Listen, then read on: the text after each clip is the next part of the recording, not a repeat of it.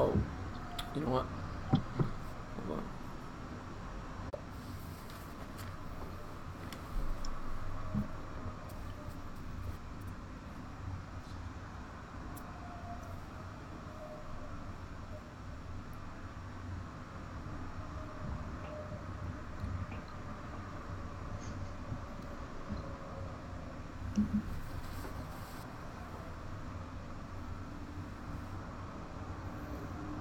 Stand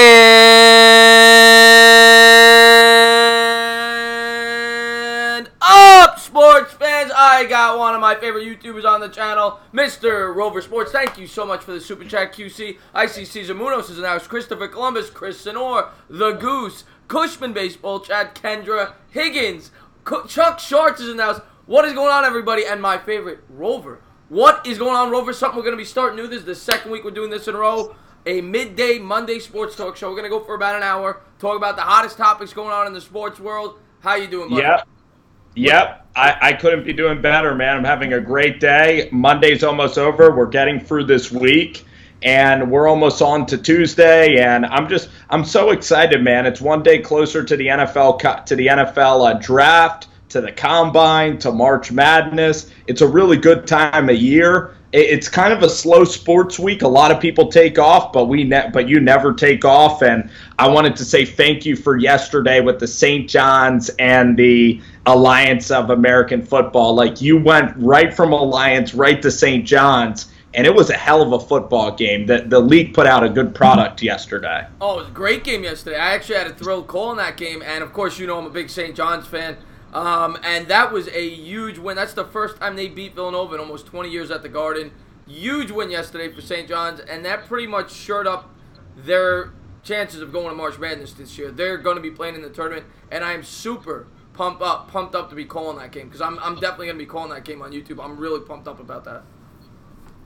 So, did you sweep the Marquette Golden Eagles? Yeah, we swept the Marquette Golden Eagles, who are top 10 team borderline top 10 team in the country, and now we beat Villanova. So they've beaten the two best teams in the Big East 3 out of 4 times this year. So they're looking good.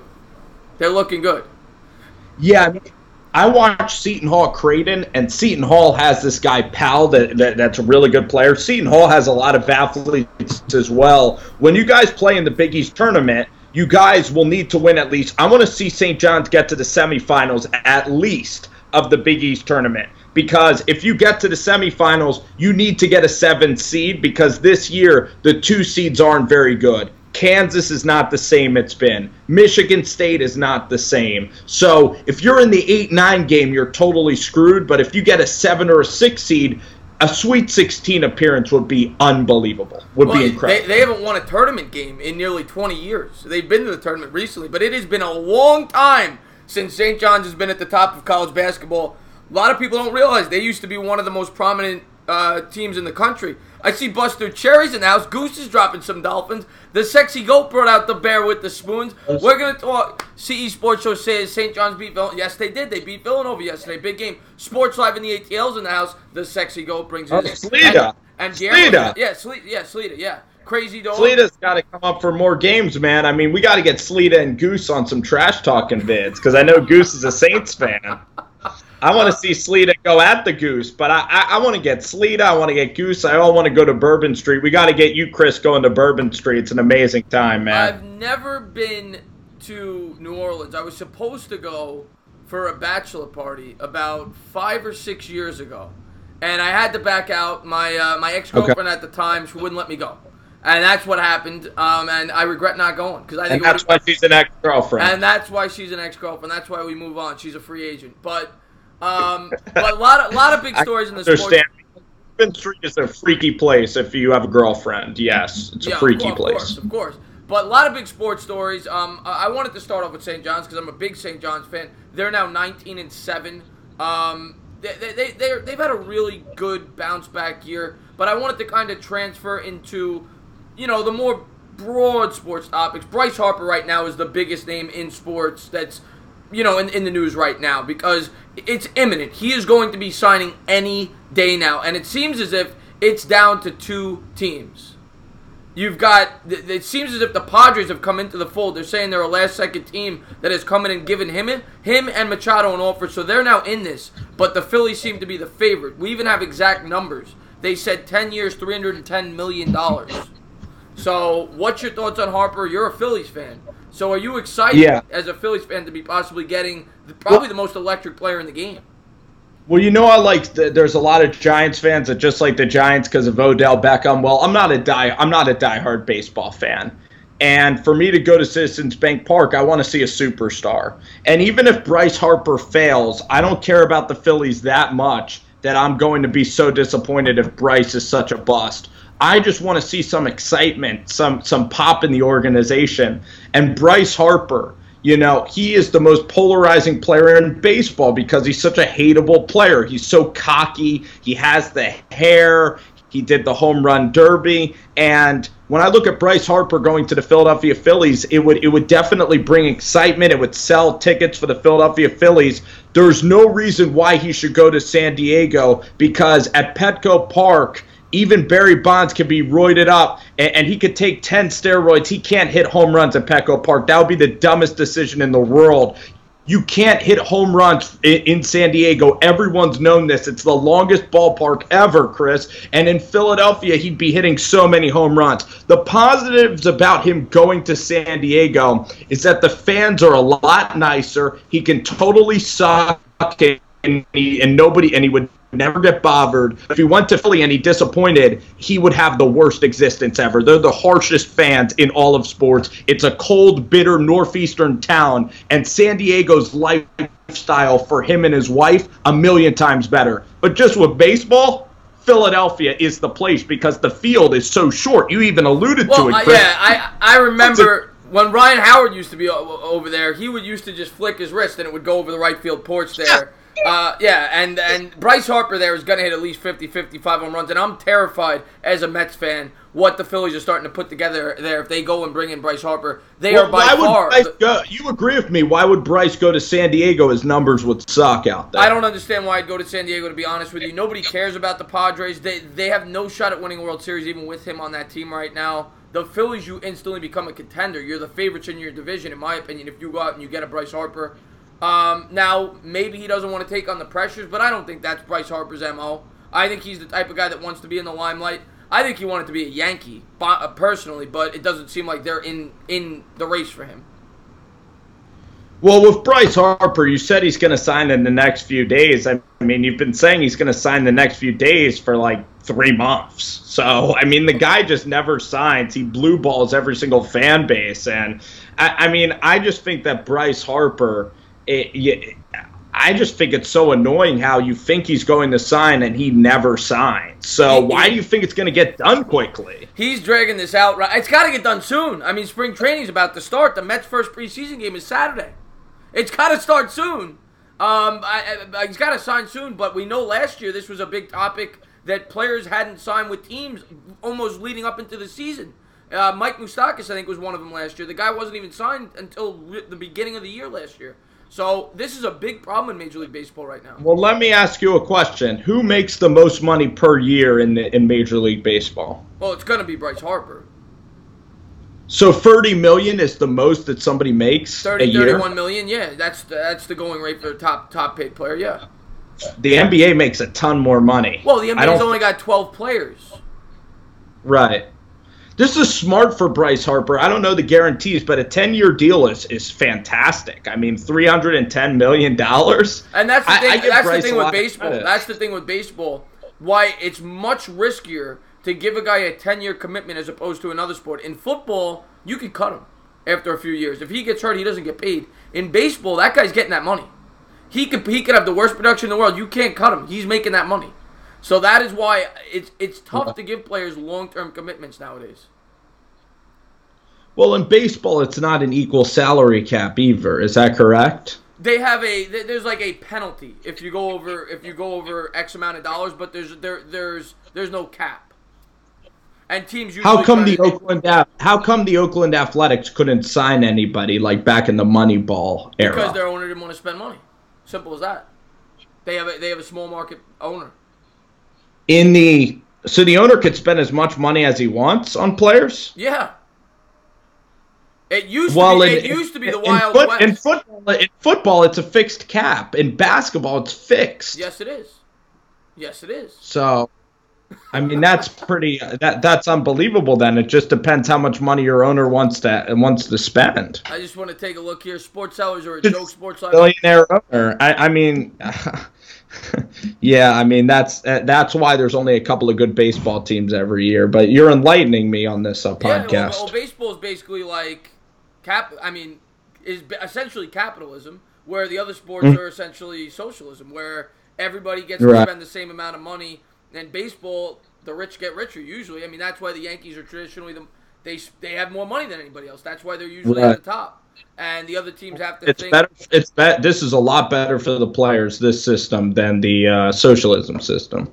Yeah, I mean, the best players are going to get paid. Yeah, there's no cap. Well, the thing is about minor league baseball, though, is even the Phillies drafted this kid, Mickey, like Abenak or something, a center fielder, and he was the first pick. And in the minor leagues, I mean, it's just a crapshoot, the entire Major League Baseball farm system. There's so many guys that don't even pan out of the farm system. So I think the Phillies right now, they have Aaron Nola, they have a bunch of guys that are pretty good players. They got this Realmuto guy. It's time to go for it. It's time to go for it if you're a Philadelphia Philly. And I think that you have to get Bryce Harper. We'll see. I see a couple people in the chat. Bad Dog's absolutely right. That's what I alluded to. Baseball does have a luxury tax, but teams are. It used to be the Wild West before they had that luxury tax.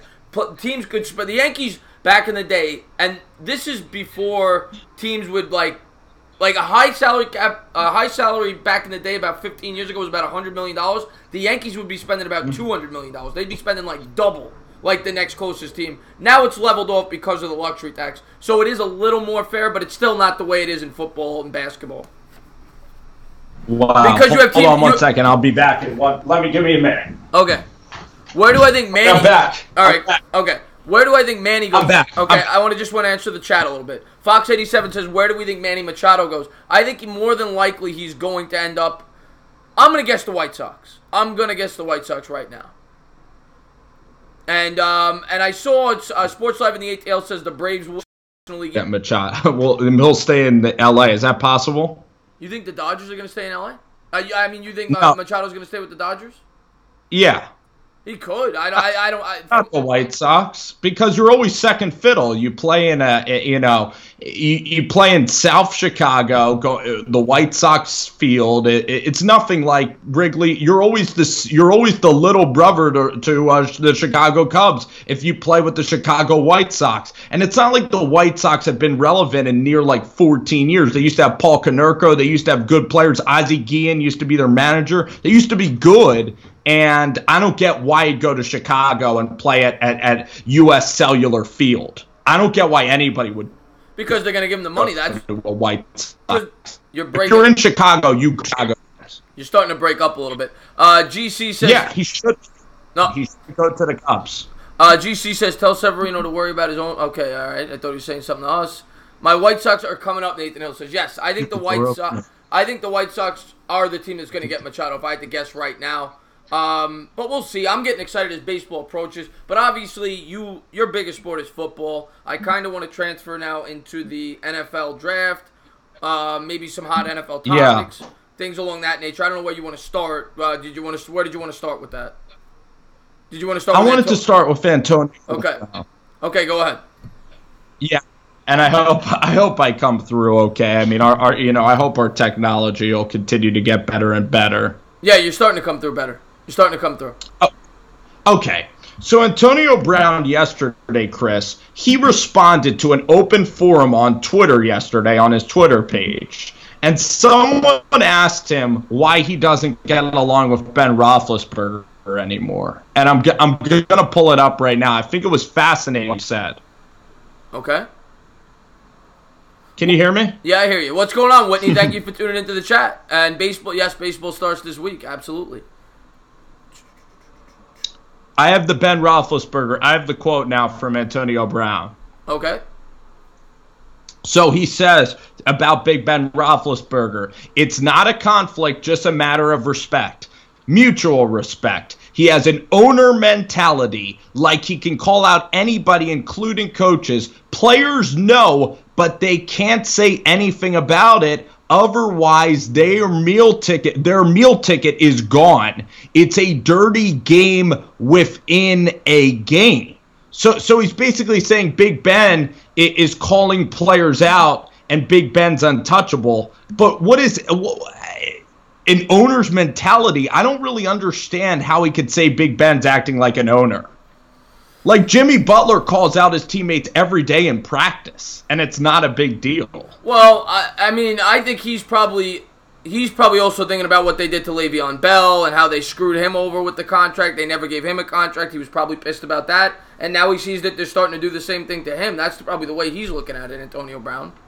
Because it's the Steelers have kind of just because you're a good player doesn't mean you're going to get a contract. Yeah, but he's probably pissed off that the Steelers don't pay guys that he feels deserve to be paid, including himself.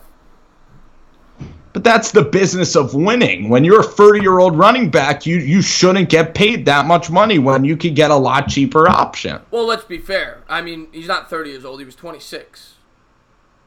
Le'Veon Bell? Yeah. Yeah, but even you said the Jets shouldn't pay Le'Veon Bell. I wouldn't pay him, but the Steelers could have paid him 2 years ago rather than keep franchise tagging him. And you know what I'm saying? I understand why players would be pissed at the Steelers organization. I understand it. Because there comes if you're the Steelers organization, you would have done the same thing as the Steelers. I don't know if I would have. I might have given Bell. Because you don't like Le'Veon Bell. He's not a good. It's a running back. You don't want to value a running back. I value Saquon Barkley, don't you? I do value Saquon Barkley. Yes. Well, but Le'Veon Bell is an okay running back. He had a great offensive line. He's not the fastest running back. He's more based on he's one of the most intelligent running backs in the National Football League. Wait. You think Le'Veon Bell is an okay running back? I think he's a very good running back. He's a great running back. I think he's extremely good, but you're going to be paying him. I don't know if he's worth $21 million. I think it's a bad deal if the Jets sign him to a long-term contract. On a 2 or 3 year deal, I think it's worth it. He's the type of player that could break down in 2 years because the Steelers used the hell out of him. He was getting 400 touches for 3 or 4 years. There's a lot of tread on those tires. So I would be nervous as a Jets fan if I was signing him to a 5-year deal because I don't think he's going to last the 5 years at a premium rate. So that's exactly why the Steelers didn't sign him. But they could have signed him 2 years ago to a 5-year deal. They didn't have to keep dicking him around. But then it would have been a bad idea because then they were going to use up all the miles on the tire like you talked about. What I think that they should do, what I think that the NFL should start doing, because everybody knows a running back's biggest value is when he first comes into the league. They're not like quarterbacks where it takes 2, 3 years, 4 years before they hit their stride. Running backs, traditionally top-tier running backs, their best years are ages probably 22 to 28, 22 to 29. So they should start paying running backs at a top-tier level when they enter the league. You know what I'm saying? Right. Because by the time these guys hit the point where they can get their top-tier money, teams don't want them. Because they say these guys already have all the tread on the tires. I don't want to make a 5-year commitment to this guy at 26, 27 years old. I would have done it at 22, 23. So part of me thinks they should reevaluate the running back position and say, you know what, this position's best value is when they first enter the league. Maybe you know what I'm saying? Or if you're a running back, you could start holding out a couple of years early, like Le'Veon Bell, and just increase your value. Didn't work though. He had to sit out a whole year. I mean, unfortunately, I just don't think that's ever going to be done because it would be so confusing, to do it by positions. Yeah. It'd be an interesting idea. Say you're a wide receiver. Then you could just say, hey, I'm going to be a running back in the NFL. Make more money. You think running backs make more than wide receivers? No, I'm just saying, like, in that system that you proposed, that like Hollywood Brown can try to transfer to being a running back to make more money. But sure, I don't. They have to do something because these running backs are getting screwed. They're getting screwed. You know? The way it's built, the way it is built with the rookie you're absolutely right that the most valuable they are. Like Saquon Barkley in year 3 or 4 is going to be when you're in year three or four. That's when you're the best as a running back, probably. Yeah, and once you hit year 6 or 7, that's when you start to go down. So by the time they're hitting the ability to hit the open market and get that huge contract, teams don't want to pay them that. And that's a problem. No, it is true. But what Antonio Brown is saying, I think is out of left field. I don't really think it makes a lot of sense. I mean, he doesn't like Big Ben Roethlisberger, but it has nothing to do with him acting like an owner, and it has to do with Big Ben just being a jerk to him specifically. Right. Just trying so he's trying to I think Antonio Brown's a little paranoid that everybody's out to get him, and he should just relax a little bit and talk to the players in the Steelers organization. And I understand why he wants out. It sucks to be at a place for so long. So I understand why he wants to leave. Oh, I don't think it's I don't think it's because of Pittsburgh. Well, I think it's because of the way they treated him. That's why he wants to leave. It has nothing to do with the Steelers themselves. The way that the Steelers treated I think it's the way Le'Veon Bell treated the Steelers. I don't think Le'Veon Bell did anything wrong. I would have done the same. Well, no, Antonio. I thought we were talking about Antonio Brown. Well, I think Antonio Brown, part of the reason he feels the way he does is because of what they did to Le'Veon Bell. But he's a wide receiver. He's not a running back. It had nothing to do with him. I don't know. If I was Antonio Brown, I would look at it look at the way they're treating this guy, another skill position player. They're going to do the same thing to me. And I wouldn't want to play for that organization. And I don't blame them. So wide receivers go deep into their years, like Hines Ward went deep into their years. I don't know. And it's one guy. Le'Veon Bell let down the offensive line. He let down the entire Steelers team this year. He was under contract. He didn't play. I would have done the same thing Le'Veon Bell did, to be completely honest with you. I saw nothing wrong with it. But he could have won a chance. He could have went deep into the playoffs, possibly won a championship. I mean, it depends what you want. If you want just money, then you're Le'Veon Bell. But if you want to play for something more than money, to play for your teammates, to win championships, the Steelers could have won a championship this year. So I don't know if I can go forward with that moral. I like putting team over self, and he didn't do that. At the end of the day, the NFL's a business, and his biggest value, he's wasting it on these years, not getting this big contract. And I don't blame him for doing what he did. I don't. I guess he hated. You're right. But then by that logic, he did it. He doesn't like playing football. I guess you're right. He cares about money too much. And that's why you only see one guy doing it. It's just Le'Veon Bell. You don't see everybody else doing it. Well, that's not true. Darrelle Revis used to do it all the time. Darrelle Revis used to do it every year. Osi Umenyiora used to do it every year. Darrelle Revis used to do it every year. Tons of players do this. But they come and play for the season, right? I mean, they threaten and then they work out a deal. The Steelers didn't work out a deal. But I see Philly 500. I actually think the Steelers were giving him a decent deal, but I love arguing. I love the conversation. I love the banter. I see Philly 500 just joined the chat. What's going on, my man? The sexy goat in the house as well. So let's talk NFL. Now that we talked about the Antonio Brown situation, let's transfer to the draft. I know that we were talking before the show. You're a big Drew Lock guy, but it seems to me at this point you're fully on board with the Giants passing up the quarterback. You don't want to take a quarterback with that 6th overall selection. I don't. Not at all. Because I don't believe in Dwayne Haskins' ability to be a franchise quarterback in the NFL. I don't think he can do the things off the field that will help him on the field. Right. So, I mean, on the field, you guys can check out my film review of Dwayne Haskins. I think you'd find it pretty interesting. I don't really want to spoil it here. But the Giants need a lot of help.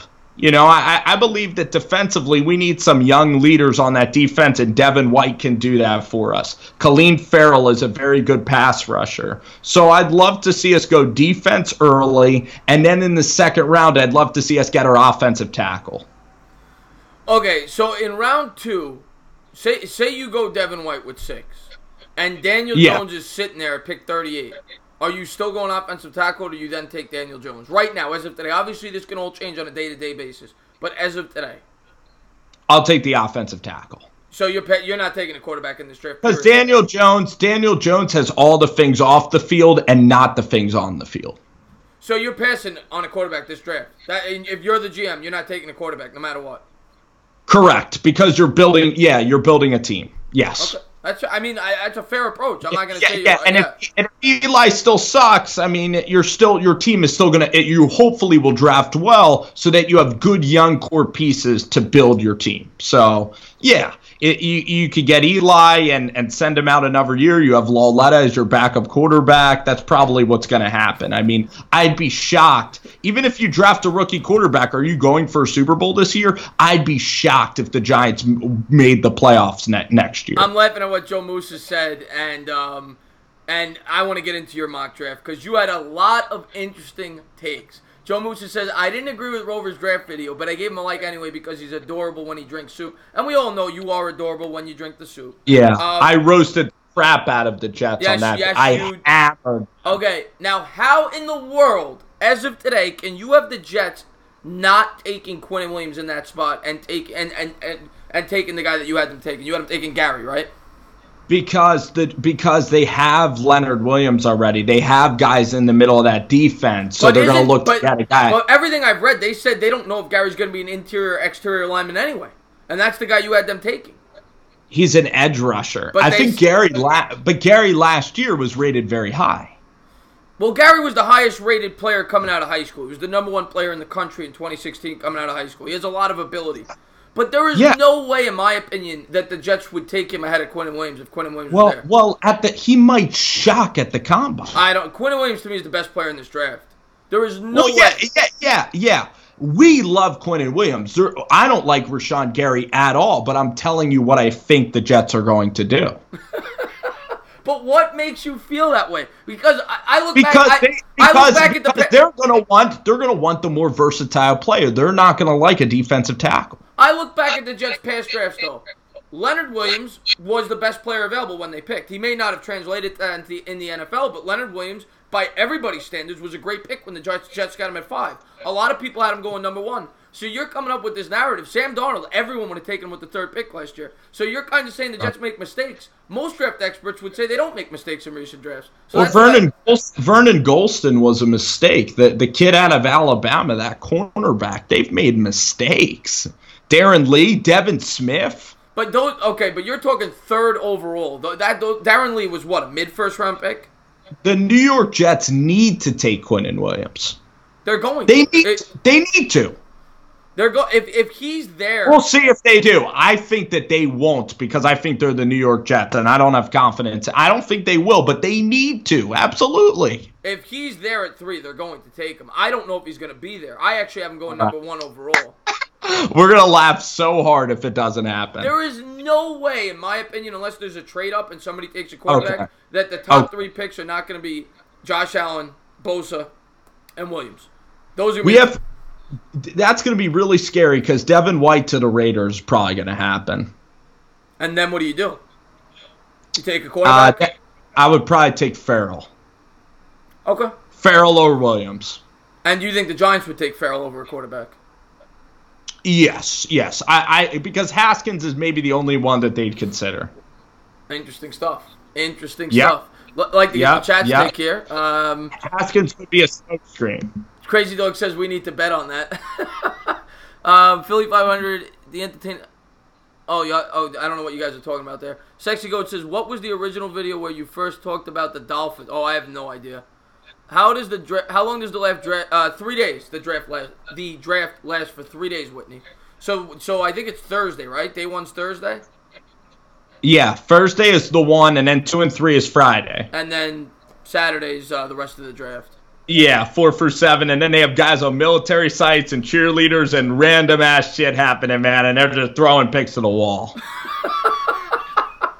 They're on they could be on Mumbai, or they could be on the moon just selecting the Giants. The Giants select, It's any ticket holder can be on the 4th day. I see Crazy Mofo's in the chat. He says, "What's going on, entertainer? What's going on? Thank you so much for tuning in." What are you looking at? Nothing. Okay.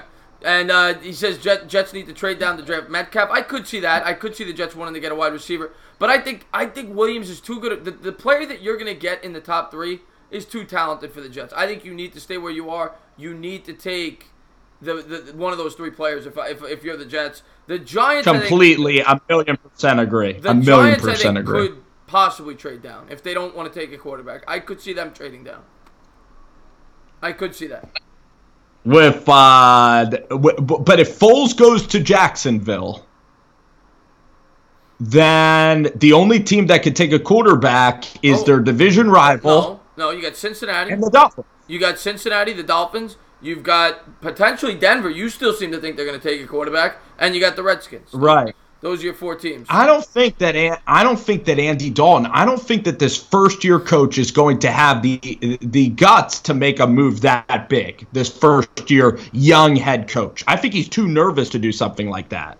That's a big risk for a young head coach. So you think they stay where they are no matter what? Giants, they're picking at 6. Yeah, the Bengals. I think Washington would maybe give us a nice offer, though. They're all the way back at 15. What about the Dolphins at 13? I just think I hope the Giants aren't too prideful to do business with Washington. I'd love to deal with Washington. The Dolphins, they don't have an offensive-minded head coach. I don't have them selecting a quarterback because they have a defensive-minded head coach. I don't even know who their OC is right now. So I don't see the Dolphins taking one. All this will change at the moment of the combine is over and teams are working up. Yeah, absolutely.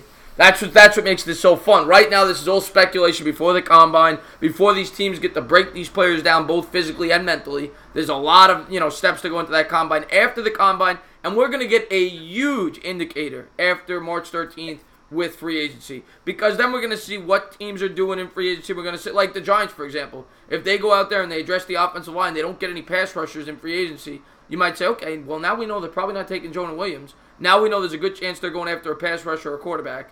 And it depends. You could also look at who they cut. If they go out there and they cut an Olivier Vernon, you could bet your bottom dollar almost 100% they're taking a pass rusher in this draft. So there's a lot of questions that will be answered by free agency. And Chris, I got really good news is that not only is Dalton Reisner really good, this guy out of Washington, Nary, and I was liking how physical and nasty he was looking on tape too. Okay, yeah, you were McGarry from Washington. Okay, you were breaking up a little bit there, but I heard you talking about Reisner and you like McGarry. Right, we're going to hit hard in the second round, no doubt about it. So you think the Giants take the same approach they did last year when they took an O-lineman in round 2? Yeah, and that was my favorite pick of the draft last year. Oh, Hernandez was great, but Hill and Carter were great too in the third. Yeah, I was so surprised about Hill. I had no idea about that guy. Oh, wow. Philly 500 says he's about done with the Dolphin video. I'm looking forward to that. And Stan has a question. Stan has a question. He says, what's going on, Arthur? Thank you so much for tuning into the chat. Stan says, what 3 teams have the worst starting quarterbacks in the NFL today? Who are the 3 worst starting quarterbacks in the league today? I'm gonna say Bortles of the Jaguars. I think he's in the bottom 3. Is he a starter? Right now he is. Yeah. We're basing this off of last year, right? Is this the current situation? Yeah, current situation. I gotta go Bortles. Okay. I gotta go Bortles. Let me think about this. I got mine. I gotta think for a second. Miami has no quarterback. Ryan Tannehill or bust, so they stink at the quarterback position. Yeah, I'll go with I agree with that. Miami. And then you Jacksonville. First off, Carolina. You don't know if Cam's going to be playing this year, so they might have a terrible. I'm not going to count them though because we know Cam's going to be the quarterback in the future. So Cam will come back. Yeah, Alex Smith might not ever play football again, so you have to consider Washington. You could go Washington. And then, but let's get into the next pick because now we're going to mention a name. To me, Andy Dalton has 0 chance of being special. So I'm putting Dalton down last. No, he's not in the bottom 3. He's near the bottom of the league. I wouldn't put him in the bottom 3. Yeah, I'd put him bottom 4. I'd put him bottom 8 or 9. I wouldn't put him bottom 4. He's had some pretty good. That's worse. I mean, I'd have to go team by team, but Dalton's had some pretty good years. I mean, he's had some 30-touchdown years. It's not like he hasn't had some success. Granted, Cincinnati had a ton of weapons. I mean, you had Tyler Eifert when he was really good, A.J. Green. You had the dual running backs, Jeremy Hill, Gio Bernard. They had weapons. There's good quarterbacks in the NFL now, though. There's a lot of good quarterbacks. He's not a good quarterback, but there is definitely. I could probably, if I look through the league, I'm sure I could find 4 or 5 quarterbacks that he's better than. I'm not sure about that. I don't like Mariota for one. I think he's incredibly overrated.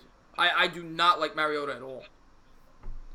I would take Mariota over Andy Dalton. I probably would, but it's close. A guy that I would maybe put, if I was on a team, Dalton is so mediocre, so bland, such a terrible skill set. I would put Dalton over Lamar Jackson.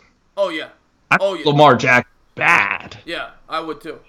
Nathan Peterman. Yeah, Nathan Peterman doesn't even count. Sam Darnold. Rogue says they need women helping them out with these draft picks. How about Sam Darnold? I can name some bad. Derek Carr, to me, at least had that MVP season, but he's pretty bad. Rogue says that you're looking like a trainer, I guess with your shirt. An athletic trainer? Yeah, I don't maybe a trainer for a sports team. I want to look like a football coach. I want to look like an authoritative football coach. I think you are. You are very authoritative. When I look at you, you make me you scare me a little bit. You do look authoritative. I would take Flacco over Jackson too. The Bengals are going to have their first overall pick. Yeah, the Bengals could easily be tanking to get a quarterback in next year's draft without, Same with Miami, I agree.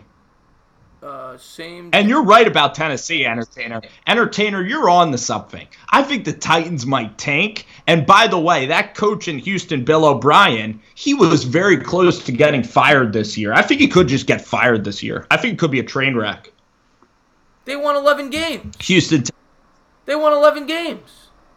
Yeah, but that was fraudulent. You told us their schedule was so easy. Well, it was fraudulent, but how could you fire a guy off an 11-win season? No. But I'm saying for next year, they could go 0-4 and he could be gone.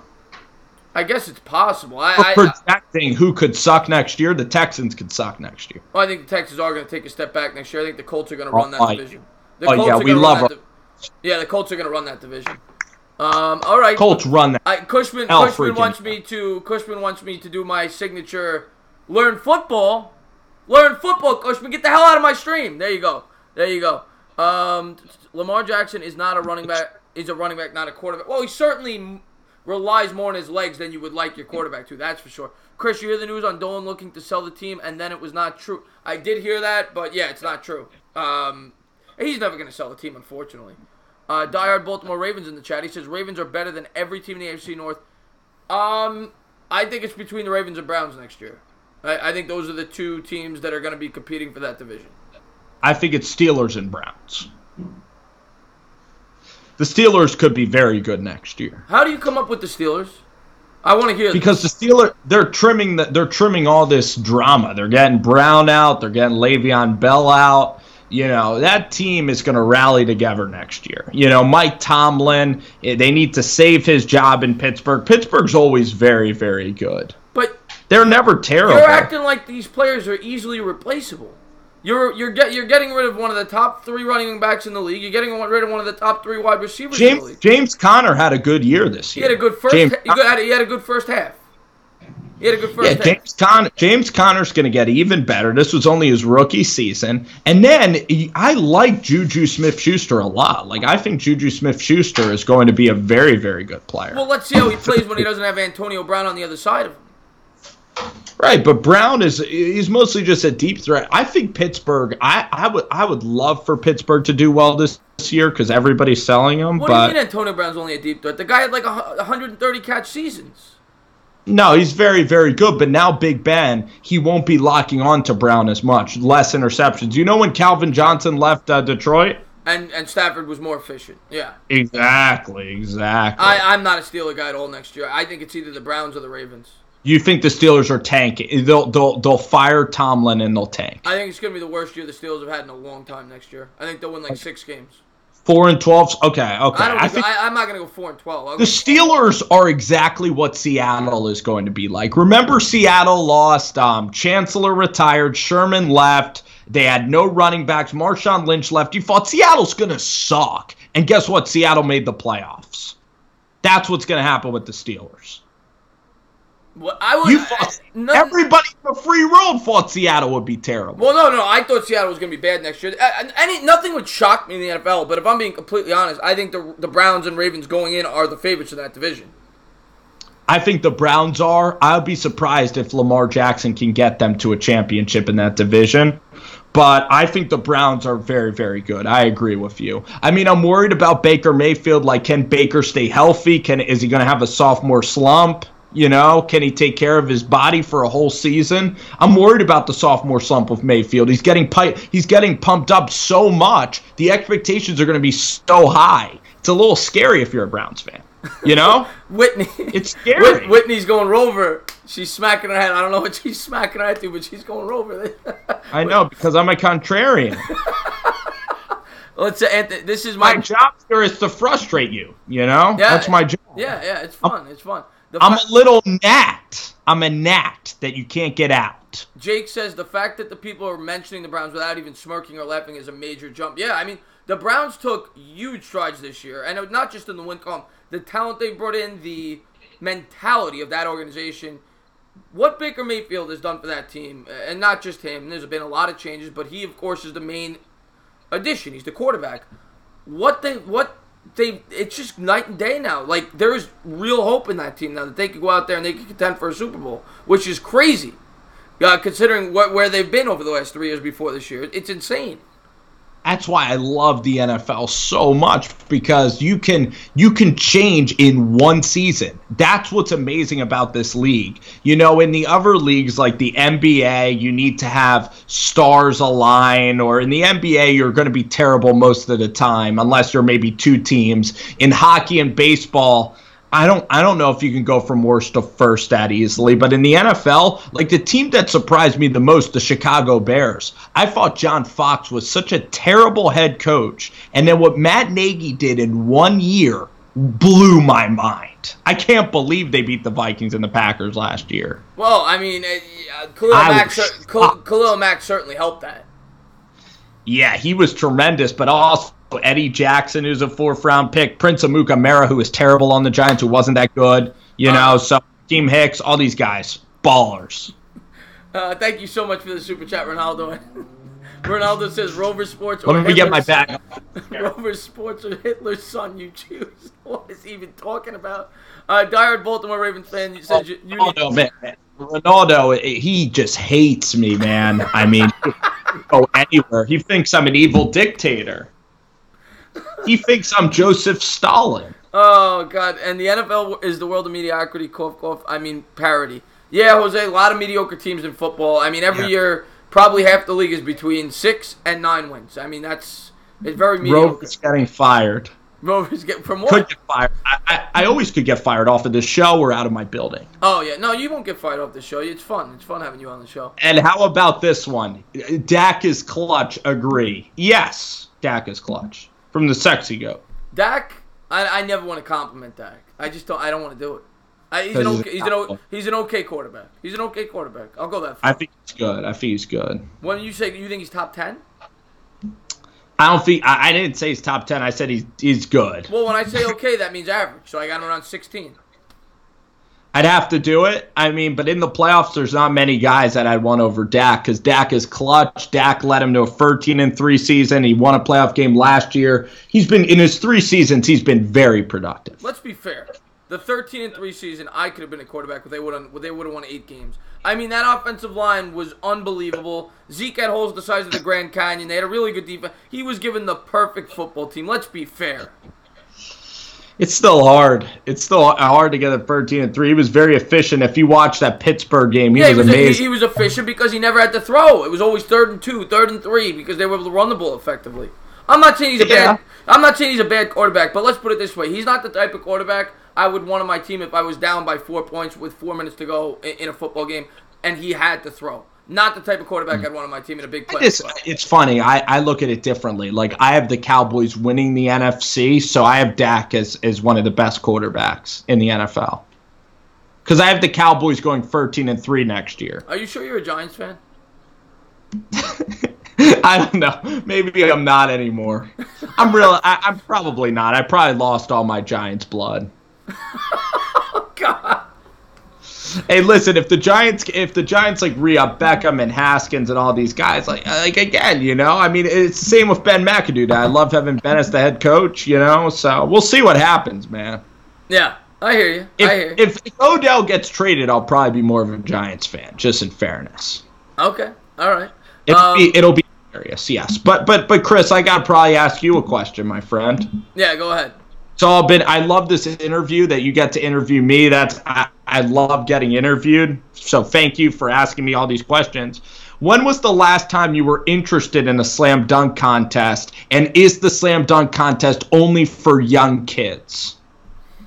The last great slam dunk contest that I actually enjoyed, it was actually when I was young. The Vince Carter slam dunk contest. And they actually hadn't had the slam dunk contest a couple of years. I think they had a 2 or 3 year spell there where they didn't have it before that dunk contest. And the performance that Vince Carter put on that Saturday or whatever it was, that's what brought the dunk contest back. I mean, that was incredible. Yeah, I didn't get to see the Jordan versus, I mean, I saw the highlights, but live I never got to see Jordan versus Dominique.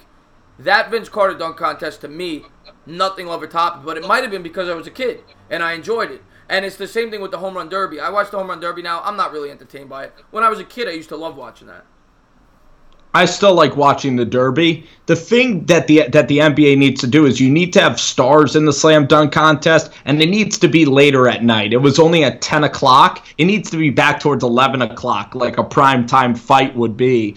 And the thing is, LeBron James, Kevin Durant, it's almost like a cocktail hour of a party. Like, they're out going to parties and drinking. They're not at the arena. So even the stars don't give a crap about the slam dunk contest. They don't even show up. The thing that made the Vince Carter dunk so amazing was Kevin Garnett in the first row going crazy, was T-Mac. All the stars' greatest players were at that event. That's what made it so incredible. And if we get the Greek Freak and we get Donovan Mitchell next year, which is rumored to happen, that'll be freaking spectacular.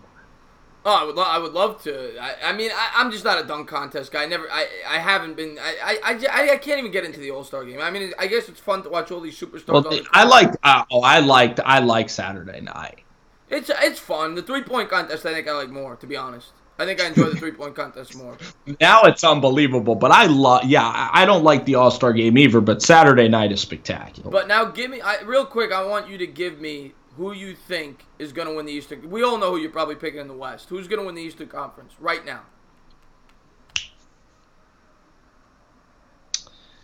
I had to think, okay? Okay, go ahead and think. I'll look at the chat while you're doing that. I had to think Boston Celtics. You're going for Boston? You're picking Boston? Tell me why. I'm picking Boston and then Toronto. Philly comes in third place. Well, there's no third place, but you're saying they get knocked out in the second round. I like the Sixers. I'm just not sure if Embiid is going to be clutch enough in the playoffs. He wasn't even good versus Al Horford. And you're going to need Tobias Harris to be unbelievable in the playoffs if they're going to win. Because Jimmy Butler, you've called Jimmy Butler being a little bit overrated. You were spot on. I watch Jimmy Butler every night. He just doesn't have that same pop in his game. He's not a great shooter. He's not a great creator. I'm not a Jimmy Butler guy. I know he's talented, but he's not a max guy. I don't want the Knicks going anywhere near him this offseason. Yeah. But I like Toronto actually the most right now. They have the best roster when you include the bench, top to bottom. The Sixers, to me, have the best starting lineup, but the Celtics have the best coach. So it's interesting how it's going to play out. I think all three teams have a legitimate shot to win the Eastern Conference. I think the Celtics, though, have the much better starting lineup than Toronto, and their bench is deep enough to be really, really good. Like Smart and Rozier, Theus. The Celtics are just, the Morris brother is really good. They're just loaded. They're loaded. And the Sixers can't beat them. The Sixers can't beat them. Jose Reyes says, who's your basketball team? And guess what? Jimmy Butler, Harper says he's a cancer. I don't think Jimmy's really a cancer, at least right now. I don't think he's a cancer. You're a Sixers fan, right? Yeah, I like Sixers, yeah. I like to shit on my teams. I don't know why. And Joe Musa just wrote Sam Darnold with a bunch of Bears in there. He brought out the Bears for you. Joe Musa is amazing. When are you going to do a collab with Musa? When is he going to open up the nightclub for you? And you and Musa need to DJ. Oh, I'd love to have Musa on the channel one day. I love Musa, everything he's done for my channel. Yeah, get him on the channel, but get him the DJ. Like, let's get like a nice Hoboken nightclub to sponsor you guys. I see G-Man409 just came in the chat. What's going on, buddy? How you doing? Oh my gosh, from Texas, a Texas guy coming in the chat. Sperm cell, he's got to go back to the doctor. We'll catch. Yeah, I'm gonna have the Colin show at 7. I just want to do this pop on for about an hour, talk some sports. The Colin show. Yeah, preview this damn Colin show. I mean, I want to have at least like 60 phone calls tonight. Oh, yeah, I mean, the Colin show is always fun. It's every Monday, 7 to about 10. I'm also working on my Drew Lock video. I'm done with all the notes. I just got to film that. That'll be up probably tomorrow morning. I'm going to have the Drew Lock draft preview video up. And then, for all the basketball fans out there, I'm going to get started on my Zion Williamson draft preview video. And I also am starting to work on my free agent pass rusher video. So I have a lot of videos in the works that I'm working on. But the Drew Lock will be out tomorrow. Have you ever watched Zion Williamson like interviewed with R.J. Barrett before? Yes. When he was at the Garden, I did. Oh, okay. You should watch like Zion and R.J. Barrett just like interviewed before the season when they're together. Right. Okay. The good news about Zion and R.J. is that they're great kids. You know, I think that they're the highest character guys. And the NBA season's going to be exciting, but for us, I think the Combine starts in early March, March Madness, and then free agency all in March. Who was just timed out? Who was timed out? Don't time people out. Jose says he's praying the Knicks will get Zion or he'll cry. Malik King says, I don't even know that Ernie Schefter isn't. Wait, oh no, that's Adam Schefter. I don't know who Ernie Schefter is. Malik King. What about Schefter? He said somebody asked me to do a collab with Ernie Schefter. I know Adam Schefter. I don't know who Ernie Schefter is. Could be the brother of Schefter.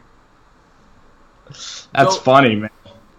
Big Ben is a rapist. Yeah, he is. J.R. Smooth, unfortunately, he is. Well, I don't know the whole story with that, but he's an accused rapist. That's why I lost a lot of respect for Big Ben, to be honest.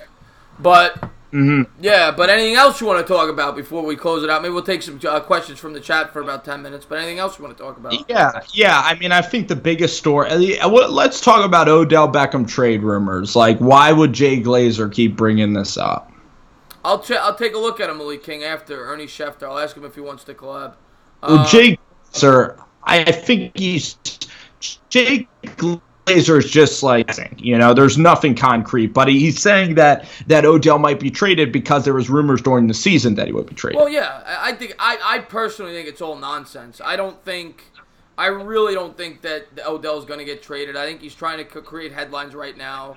I'd be shocked if they trade Odell because I think what it would cost, nobody's going to be willing to pay. I don't think the Niners are giving up the second overall pick.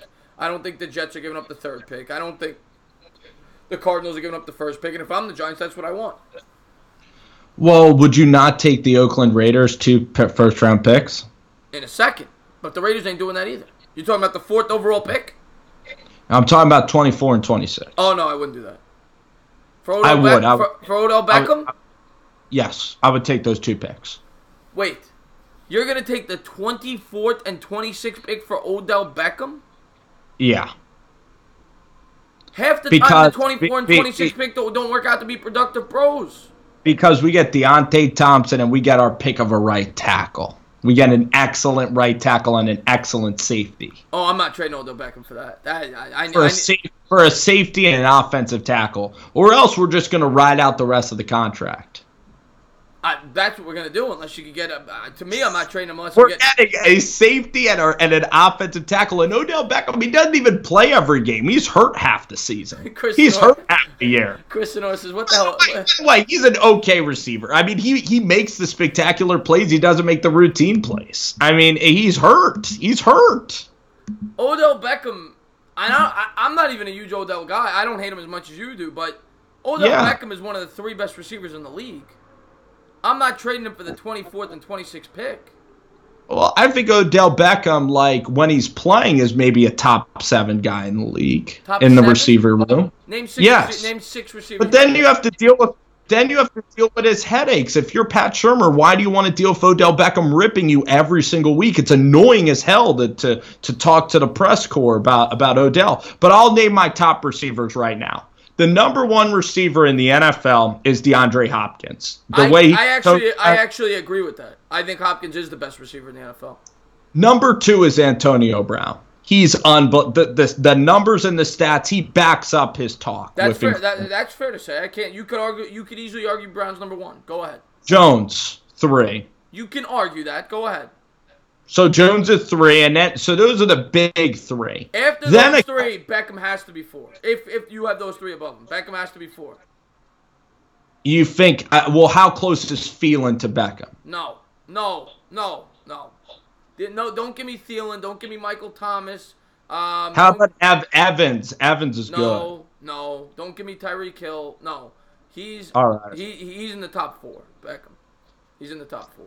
I don't know. I would take Thielen, and I'd take all those guys over Beckham. Beckham just drives me crazy. So I guess it's a me problem. I just don't think when the Giants keep Beckham and the Giants draft Dwayne Haskins, that program is going to turn to rust.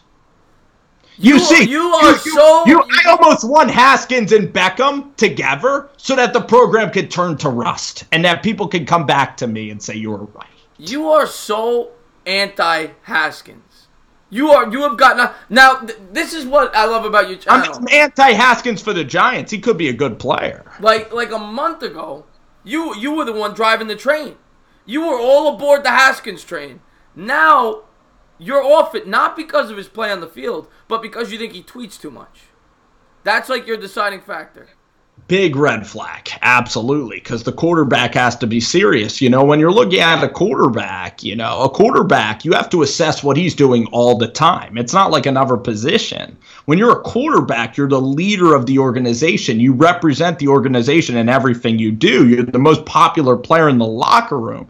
So to me, he just concerns me. He's young. He's in the social media. He's all bright-eyed, and that worries me.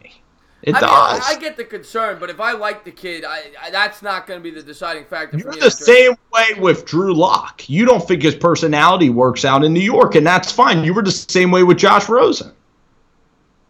Different. I just think Haskins has personality is a huge factor. I guess you're right. I just you were all about Haskins, and now you because he's the tweeting, you've kind of fallen out of favor with him. Yeah, because I've seen Paxton Lynch and guys get distracted at the NFL level, man. It's a tough job. A quarterback in the NFL. We'll see. Tough job. But listen, maybe if Haskins happened, I'll be intrigued, though. I mean, his skill set is ridiculous. Yeah, well, I think on the field, like when you watch my film review, you're gonna say we need to take Haskins because I'm gonna say it right now. His film review was spectacular. It was amazing. So the only thing you're scared of with him is his social media presence. On the field, you are completely sold on him Yeah. If Haskins gets along with the offensive line and Coach Shermer, if he gets along and if he wins the locker room and proves that he works hard and that is humble and not flashy, I'm all for it. Interesting stuff. I can't wait to see a Haskins video you just came out with. There's no guarantee that's going to happen. So we need to talk. The Giants and Dave Gettleman need to talk to Ohio State people. And there needs to be as much background checks. If you're taking a quarterback, you have to do tons of background checks, whether it's Locke, Haskins, Murray, any of the guys. Well, yeah, I mean that's especially at the quarterback position. That's always the way it is.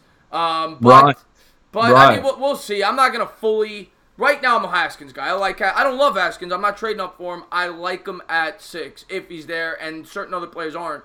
We'll see how it plays out with the combine and everything else. But for the last 5 minutes, we're gonna take questions from the chat, and then I'm going to go off because I want to have an hour break before the call-in show. So we've got 5 minutes. We'll take 2 or 3 questions from the chat, and then we'll close it Chris, out. Our chat's been unbelievable. We've been around 55 people this whole dang show today. That's awesome. It seems like a lot of people don't like a lot of the things. Well, that's the thing about Rover, though. He's not scared to ever tell you the way he feels, and that's what I admire about him. But why? What are the bad comments? Let's hear them. Anybody who wants to if you ain't hated on, you ain't made it. There you go. Anybody who wants to subscribe, actually, I don't know if I put your link in the description before we went live. I was in such a rush. I think I did. Go on to the description. You're at 3,972. We are 28 people away from 4K. Oh my gosh, man! When you get to 10K, can we have a party? Like, please. Oh yeah, I mean, we'll see. You know, inch by inch. It's not gonna just happen overnight. You got to put in work. Remember, have you seen The Social Network with Mark Zuckerberg when they got to 1 million? That was the coolest scene I've ever seen in my life. Okay, here we go. Mr. Casper asks, how realistic is it that Murray goes to Arizona, or is it just fluff? I'll start with that. He's not going there. He's not. It's a story that was made because last year Cliff Kingsbury said that if he had the number 1 overall pick before he was the coach of the Arizona Cardinals, he would take Murray. He's that convinced on him. But the way I look at it is this. He knew when he was taking the Cardinals job who his quarterback was going to be. They just took Rosen the year before with the 10th overall selection. And they traded up last year to get him, right? They gave up some assets.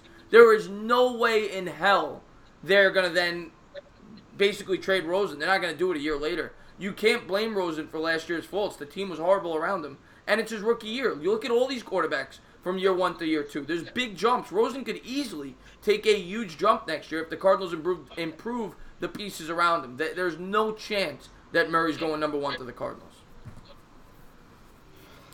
Chris, if you were the Texas Tech coach and Oklahoma's playing, and I asked you, like, do you think Kyler Murray will do well in the NFL, what are you going to say? Say that one more time? I knew what you said. If you're the Texas Tech coach, and Oklahoma and Kyler Murray are playing you this week, what are you going to say about, do you think Kyler Murray's a good NFL prospect? You're going to say he's a lights out prospect. Of course. Because you don't want to say, "Oh, I think Kyler's too small." Right. You don't right, because that's bulletin board. You don't want to give him bulletin board. There is no chance. It's just a story. Kyler Murray to me is going. He's going to go mid-first round. So, if the Dolphins or the Skins don't take him and he gets past there, I see Oakland taking him. I could see that. All right, now here's a hypothetical. Here's a hypothetical for you. Great. If he ever felt around 2, and it's possible. I think it's possible. Can you see the Giants taking him there? I can't. Kyler Murray? Yeah, I still can't see them taking him there. No, I do see the Giants taking Daniel Jones, actually. Yeah, if he's there in round 2. Yeah.